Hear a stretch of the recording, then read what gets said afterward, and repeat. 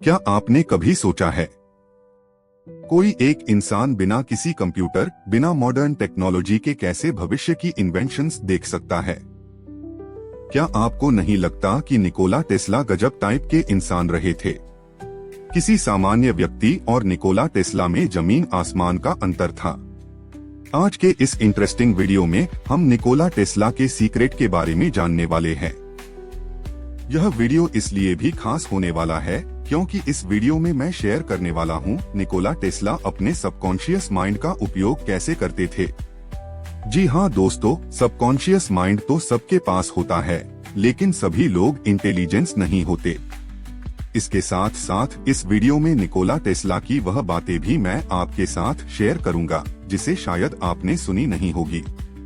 Video के दरमियान मैं उन सीक्रेट पॉइंट्स को आपके साथ शेयर करूंगा जो आपको कहीं भी नहीं मिलेंगे।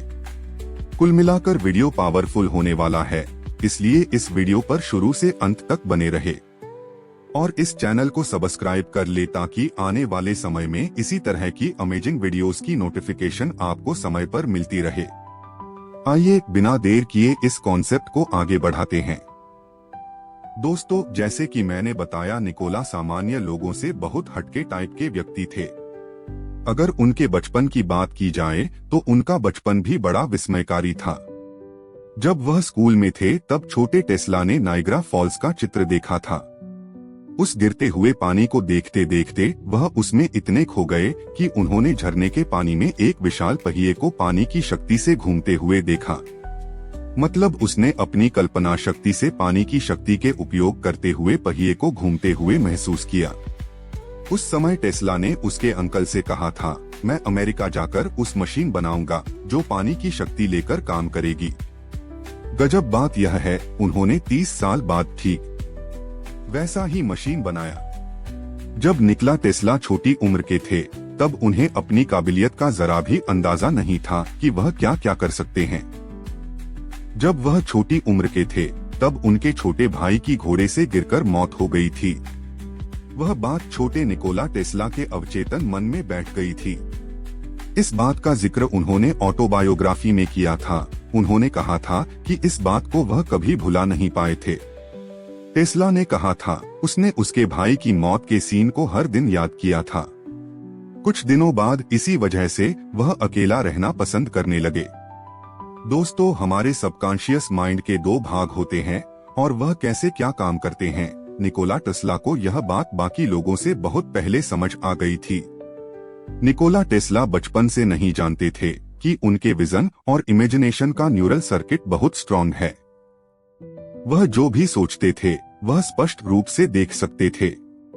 वह प्लानिंग के साथ अपने विजन को क्लियर देख सकते थे और उस दृश्य को मन में बनाए रखते थे। अगर क्लियर कहे तो वह सबकॉन्शियस माइंड में किसी विचार को कल्पना शक्ति के जरिए उतारते थे। उनकी इस विजन शक्ति में गजब की पावर थी। उनके सबकॉन्शियस माइंड की शक्ति बहुत तीक्ष्ण थी। उस छोटे टेस्ला से जब कोई किसी चीज का जिक्र करता था तो उनके दिमाग में जैसी कोई बिजली सी चमक जाती थी। कई बार तो वह इतना बेचैन हो जाते थे कि उन्हें पता ही नहीं चलता था कि वह चीज कल्पना में देख रहे हैं या वास्तव में।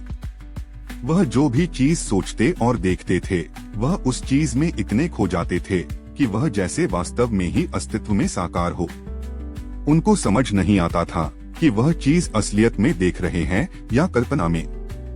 बाकी लोग इसे एक प्रॉब्लम की तरह देखते थे, लेकिन निकोला टेस्ला इसे एक टूल की तरह देखते थे। वह अक्सर कहा करते थे, मेरे दिमाग में इमेजेस अपने आप आती हैं, मैं बस उन्हें कंट्रोल करना सीख गया। बस यही कंट्रोल टेस्ला की ताकत बन गया। जब उन्हें इस तरह के काल्पनिक दृश्य परेशान करने लगे तो उन्होंने कुछ तरीके अपनाने लगे। कई बार किसी काल्पनिक व्यक्ति से बात करते करते इतना खो जाते थे कि उन्हें समय का पता ही नहीं चलता था। कई बार वह किसी काल्पनिक शहर में घूमते रहते और उस काल्पनिक शहर के नए और अनजान व्यक्तियों से घंटों बातें करते थे।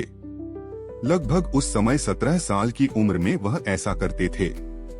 धीरे धीरे उनकी विजन और कल्पना शक्ति साइंस के एक्सपेरिमेंट और उससे जुड़े प्रॉब्लम्स का सॉल्यूशंस करने में काम करने लगी। एक बार वह अपने दोस्त के साथ दोपहर के समय किसी पार्क में घूम रहे थे और कविता का गायन कर रहे थे।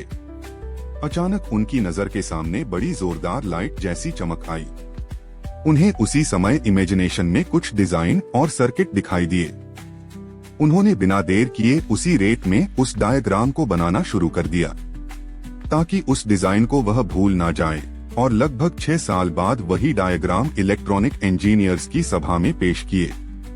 वह डिजाइन ऐसी मोटर्स की थी और वह इतनी इफेक्टिव थी कि 120 साल बाद भी वही डायग्राम और डिजाइन पावर टूल और वैक्यूम क्लीनर में उपयोग किया जाता है। टेस्ला ने AC current, wireless energy, radio waves, ये सब निकोला टेस्ला ने तब इमेजिन किया था जब दुनिया अभी बेसिक इलेक्ट्रिसिटी सीख रही थी। उनके पिताजी टेस्ला को पादरी बनाना चाहते थे जो उनकी फिलॉसफी को आगे बढ़ाए, लेकिन निकोला टेस्ला बचपन से ही साइंस में जाना चाहते थे। एक बार बात है, निकोला को किशोर अवस्था में कॉलरा हो गया था। उनकी स्थिति मरणासन्न हो गई थी। उनके बचने की उम्मीद बहुत कम थी। उस समय उनके पिता निकोला के पास गए और कहा, तुम जल्दी ठीक हो जाओ, फिर तुम जो चाहो बन सकते हो। चाहे तो मैं तुम्हारा दाखिला इंजीनियरों में कर सकता हूँ। फिर क्या था, टेस्ला की सबकॉन्शियस माइंड की पावर में कुछ ऐसा चमत्कार किया कि वह कुछ ही दिनों में ठीक हो गए, क्योंकि उन्हें उनके इंटरेस्टेड कार्य में पिताजी की सम्मति मिल गई थी। उनमें जीने की आशा पल्लवित हो गई और वह ठीक हो गए। एक बार टेस्ला ने अपने बायो ऑटोग्राफी में बताते हैं, उनके पिताजी हर सुबह उनकी मेमोरी और रीजनिंग स्किल को डेवलप करने के लिए उनसे कई तरह के एक्सरसाइज कर लिया करते थे, जैसे किसी लंबे सेंटेंसेस को याद रखकर उनकी रिपीटेशन करवाना, तर्क लगाकर दूसरे व्यक्ति के मन की बात जानने की कोशिश करना, एकाग्रता और कल्पना शक्ति बढ़ाने के अभ्यास करना आदि प्रैक्टिसेस से उनकी विजुलाइज करने की क्षमता और फोकस में बड़ा बदलाव आया। अब सवाल ये नहीं है कि टेस्ला इंटेलिजेंट थे या नहीं, सवाल ये है वो अपने दिमाग का इस्तेमाल कैसे करते थे। टेस्ला के भीतर बचपन से ही अद्भुत दृश्य कल्पना की क्षमता थी।